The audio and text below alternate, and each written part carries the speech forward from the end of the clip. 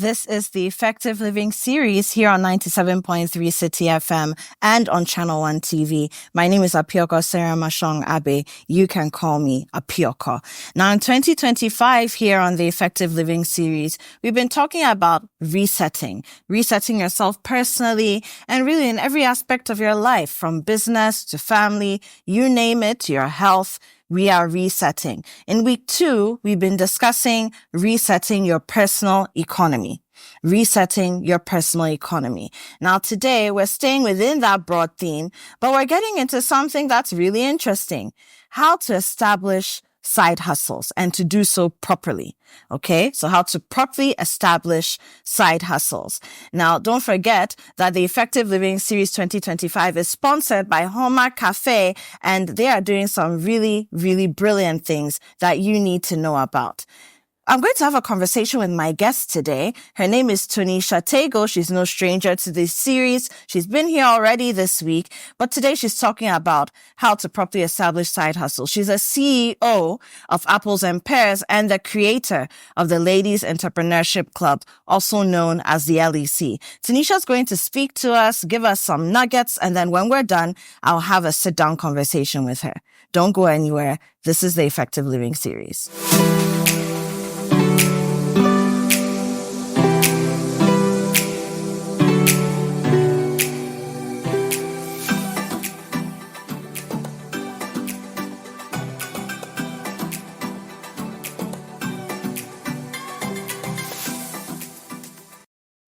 Hello again. As Apioko said, my name is Tanisha, but of course you can also call me Tony. So today we are having a very interesting conversation about one of the topics that is absolutely one of my favorites, and it's entrepreneurship. So yes, of course, the session is about how to properly establish a side hustle. But you may notice on my slides, I changed it to a small business, because if we're going to properly establish this side hustle, then that must be because we want it to ultimately become a bigger business. So we're going to be talking about how to properly establish a small business, otherwise known as a side hustle today. So first off, before we even get into this conversation, I actually want to talk about why entrepreneurship itself is important outside of just having a business.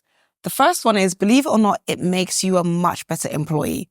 The truth of the matter is that when you try entrepreneurship and then you fail and you go back into the world of work, you understand a lot more about how difficult it really is to be a leader in the workplace. And you're more likely to be a better employee and someone who's consciously has selected that they would like to be an employee because entrepreneurship and leadership of that nature is not for them. So it's fundamental for that reason. 2, it helps to diversify our income sources. Throughout the last 12, 24, 36 months, we have seen the economy change in so many different drastic ways. And so without our ability to monitor and manage that process and make sure that we have more revenue coming in when we need, of course, we'll suffer as entrepreneurs. It also provides financial security and flexibility because it teaches us financial literacy. The more you understand about money and about how money works and how to manage it, the more of it you can keep and the more you can grow. And lastly, it allows us to pursue our passions while maintaining a main job. So the key here is we are talking about side hustles and small businesses. We're not talking about leaving our jobs, because some people like me, I'm an academic, I'm a dean when I work. I love my job. I don't want to never do my job again. I like the idea though of having a business that runs alongside that. So the first thing is our ability to choose the best business for us. So there's a lot of factors that we have to consider, but the most important thing is it's the best business for you, not for someone else, not that you saw someone else do, not that the TV said it's good to get into, the best business for you, because you have to design a life that you will love. So just because someone else makes money doing something that means they wake up at 6 o'clock in the morning, doesn't mean you want to wake up at 6 o'clock in the morning. And it doesn't mean you have to wake up at 6 o'clock in the morning to make that amount of money. So you have to focus on the type of business that's best for you. You have to be willing to accept all the tests that your industry offers. For example, if you work in imports, we know that the fees at the ports are high. No one wants to hear you complaining about high import fees every day. That is a major test of your industry.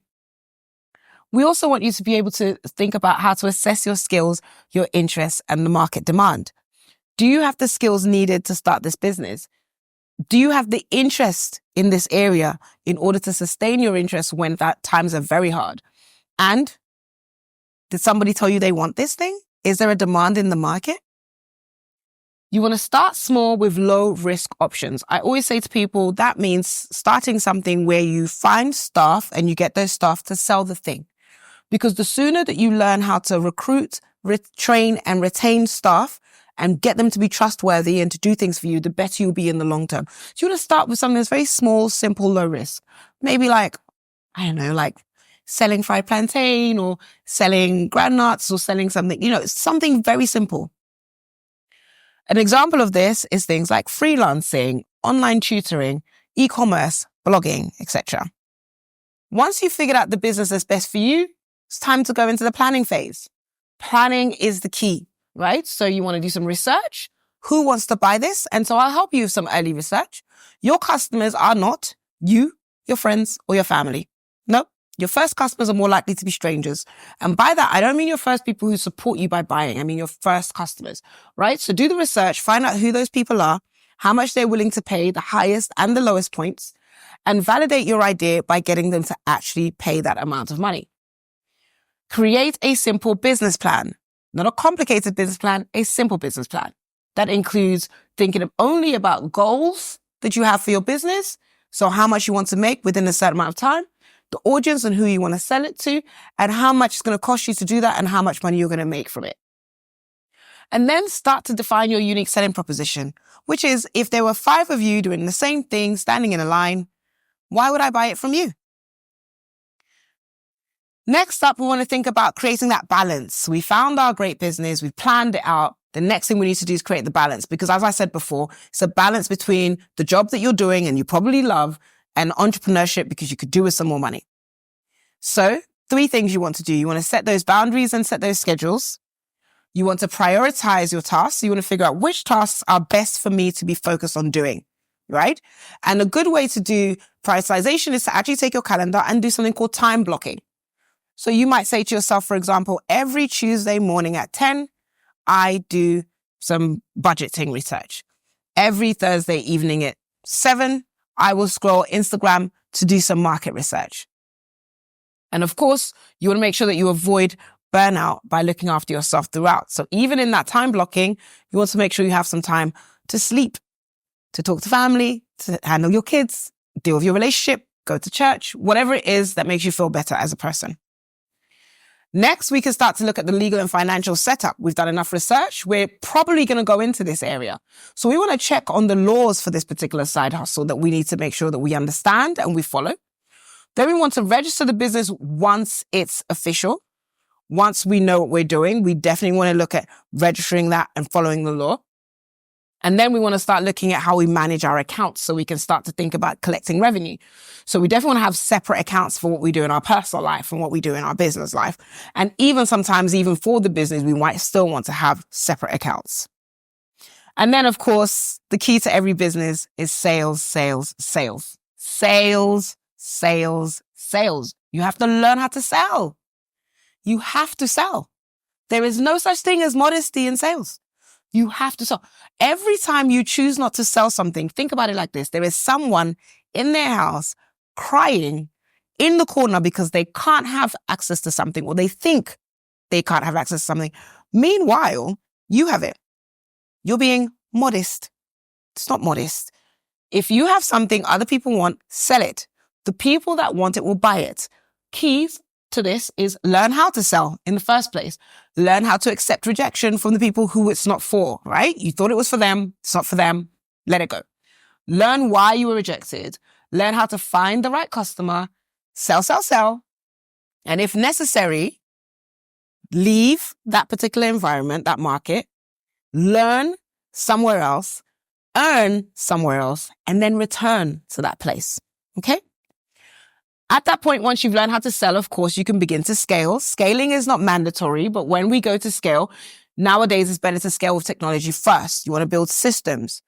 You want to create process instructions. So when you start to scale with people, you could teach them how to do things the way you want it done. And then you want to try and see where with technology you can automate any repetitive tasks and then start to outsource the work as your side hustle grows, and then reinvest that profit into your growth. Along the way, you'll obviously have some challenges. So things like time constraints, remembering we're balancing a side hustle, a small business with a job. So you'll have time constraints. And of course, in the beginning with the business, you're likely to have inconsistent income. If it's your first business, I suggest that you go into something that people buy all the time, like water. Keep it simple. Don't get creative with your first business. Creativity and passion are for your like third and fourth business idea, which are heavily funded by the money from your first, second, and third. And solutions to this is looking at things like time management, using applications, and then building yourself a savings buffer. So conclusions of our discussion is entrepreneurship will transform you. It transforms passions and skills into additional income streams. But success requires implementation. Like you actually have to do the thing you have to do, time management and dedication. Entrepreneurship also provides financial literacy skills, financial security, and personal fulfillment. And every successful business starts with an idea, but you have to have the courage and the willingness to act. And along the way, make sure you embrace the challenges and you innovate so that you can grow sustainably. It's been a pleasure again presenting to you. And I look forward to joining Apyoko on the sofa so we can talk some more.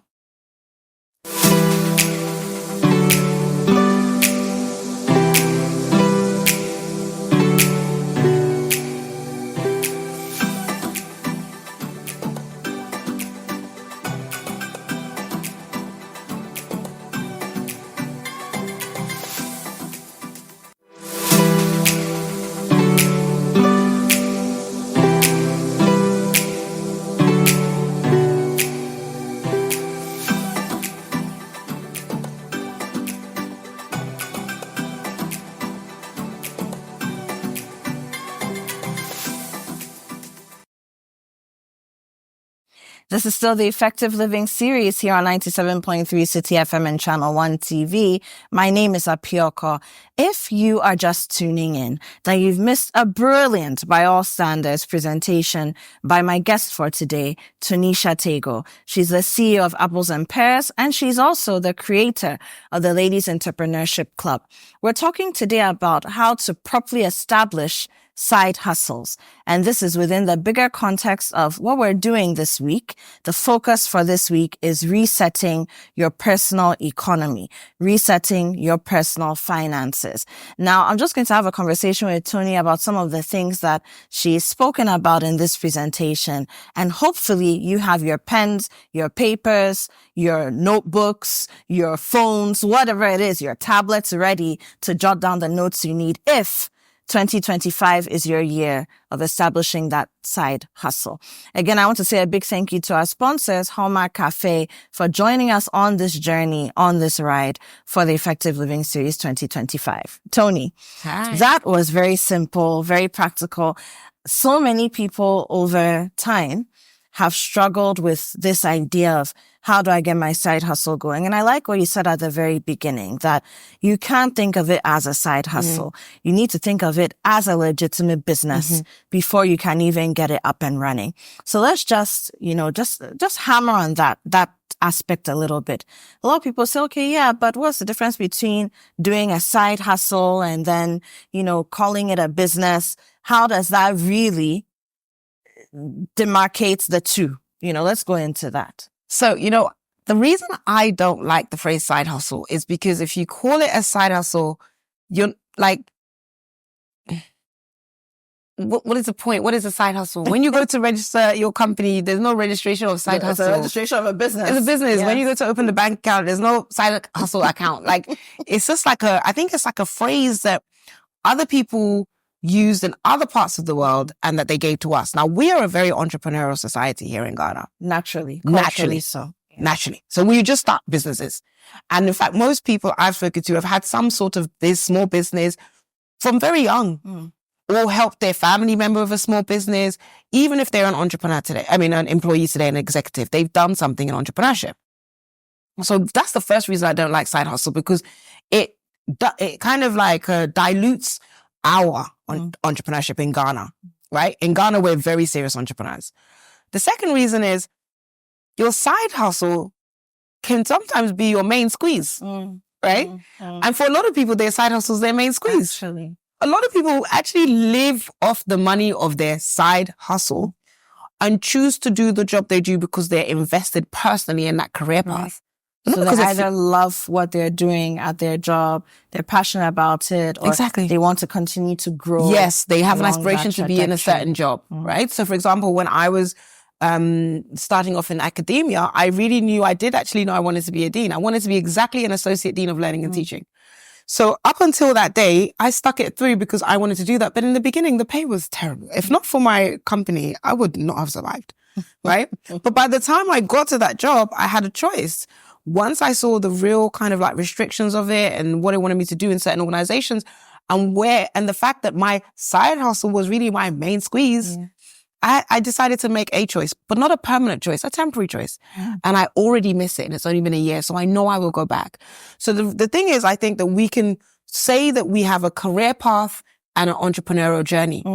There's nothing we wrong have with a career path and we have an entrepreneurial journey. Exactly. Right. And those two can exist. Two things can be true together at the same time. That's very interesting. I mean, I like to say I have 2 full-time jobs. I don't even call what I do with poetry and art and all of that a side hustle. Exactly, because it would dilute it. It would make it so small. It would. And then, like you're saying, and thinking about it, it actually then has always put me in the right mind space to attach importance and seriousness to everything that I do. Exactly. And that has made the difference in how it's yielded for me. Exactly. But let's just stay with this a little bit. This term entrepreneurship, you said something that sometimes you may even go on that entrepreneurial journey and realize that that's not for you. But it allows you to understand the kinds of sacrifices and how complicated and complex being an entrepreneur is. So now when you work within an institution where you're being employed by the institution or by someone else, you have more respect and more knowledge from where that person is coming from.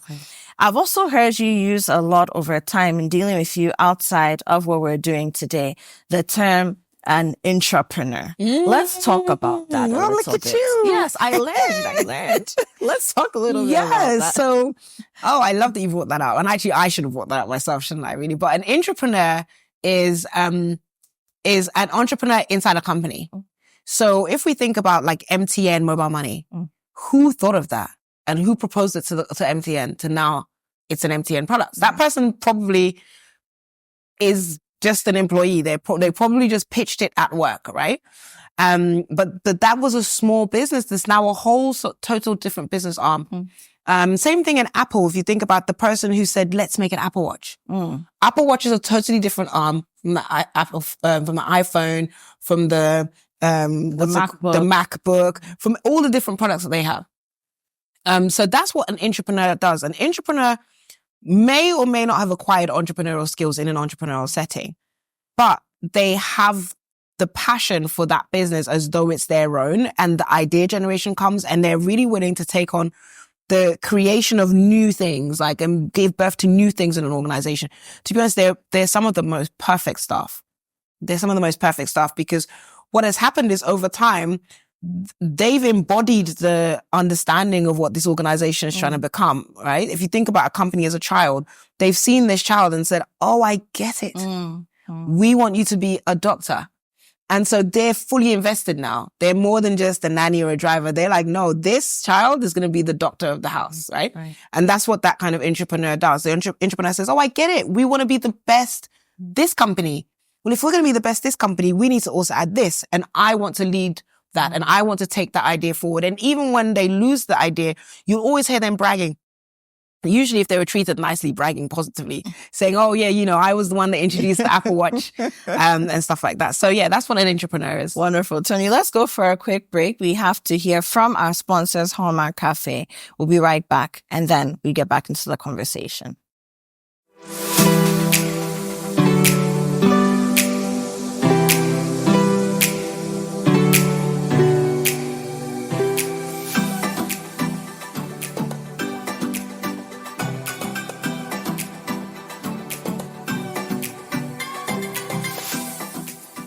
This is your chance to be served by a robot at Accra's premier destination for fine dining.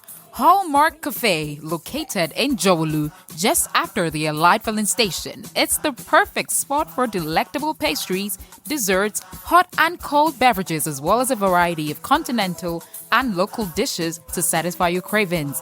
Enjoy convenient staff lunch services, expert kitchen management, and outdoor event hosting. Here, simply press a button and your waitress will be at your table in no time. Visit Hallmark Cafe today and experience the future of fine dining. Call us now at 053-7344-095 to make your reservation. Hallmark Cafe. Delight in every sip and bite.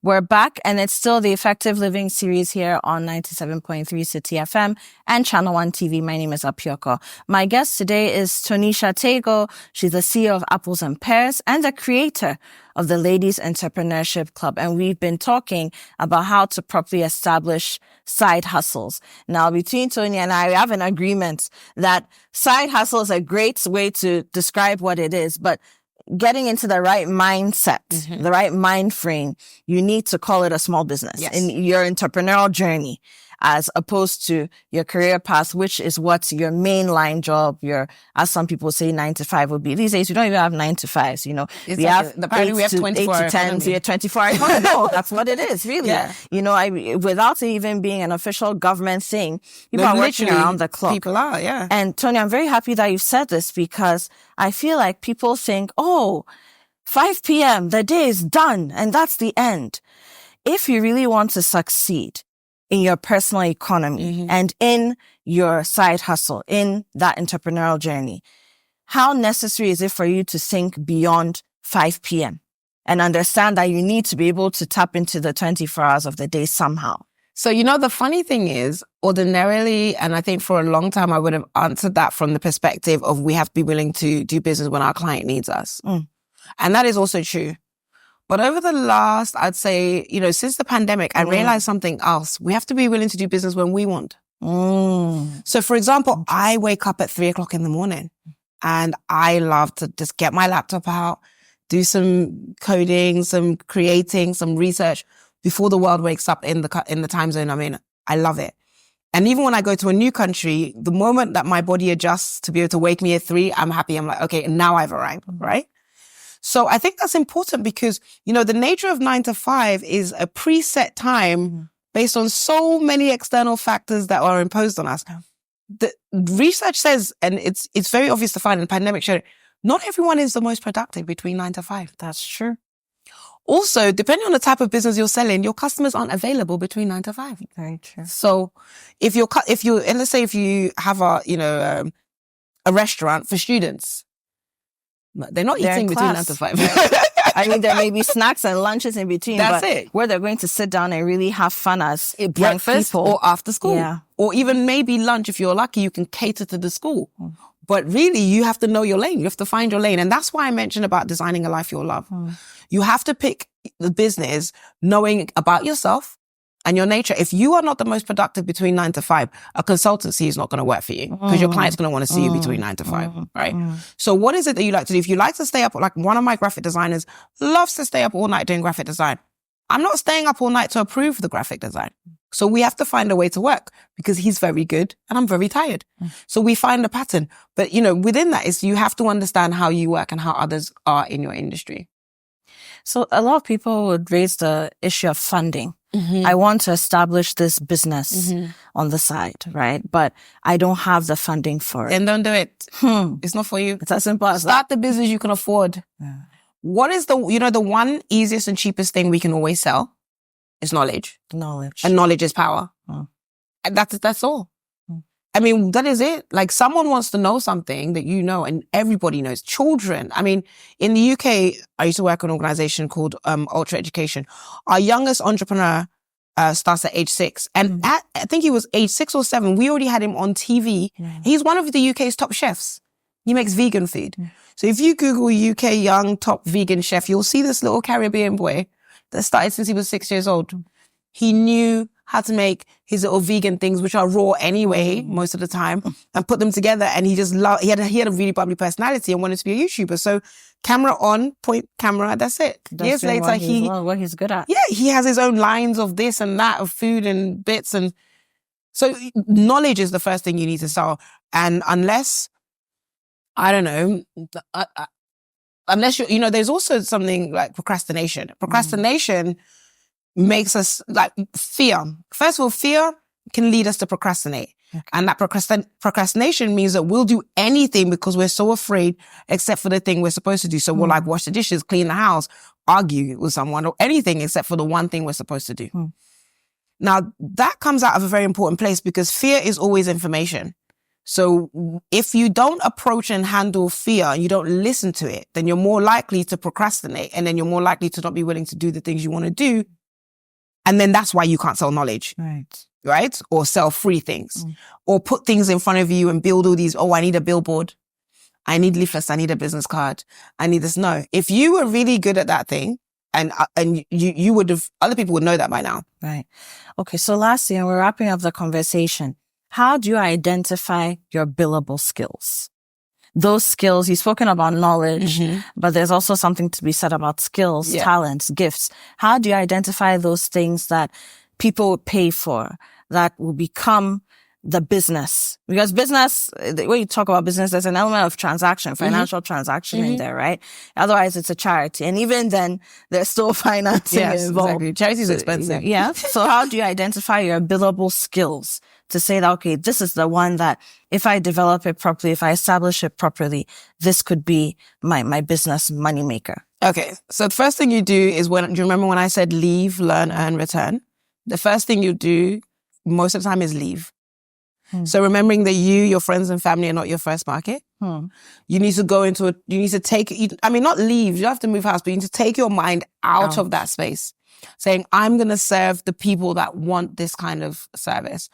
When you do that, it's much easier to identify your skills. When you try and identify the billable skills you can sell to your friends and family in your own space, of course, fear, procrastination, how do I do it? The moment I say to you, okay, look, I'm going to drop you in the middle of China and you're going to have to figure out what you're going to sell. You'll already start thinking long before you arrive in China what you're going to sell. Suddenly flood of ideas. Yeah. So how to identify is to leave, learn, earn, return. Like mentally leave that picture so you can learn about how, what people buy, how much they pay for, and then figure out from those what you have. The other thing is you have AI. Because the truth is, if you tell AI, I'm good at this, and I want to be able to sell my skills and bill for hours, and I want to make around this, AI will tell you, then do it like that. Very practical. Very using practical. AI. That's why you have to mentally leave your social environment to be able to come up with those ideas, because otherwise everybody else's voices drown you. Wonderful. Tonisha Tego, thank you very much. Tonisha is the CEO of Apples and Pears, and she's the creator of the Ladies Entrepreneurship Club. We've been talking about how to properly establish side hustles, and in Tony's words, how to properly establish your entrepreneurial journey, and it doesn't have to mean that you are leaving your mainline job, your mainline career, or throwing those aspirations away. But it does mean that you have to be serious about that business, about that entrepreneurial journey that you want to embark on, so that you don't just leave it to be a side thing. Okay. And we've been talking about this within the bigger context of what we're doing this week. We're talking about how to reset your personal economy, your personal finances. What are the things that you can do? What are the things that you should be paying attention to make sure that personally your economy is fine before you even start thinking about the national one. My name is Apioko. This is the Effective Living Series 2025, and we're proudly sponsored by the Hallmark Cafe.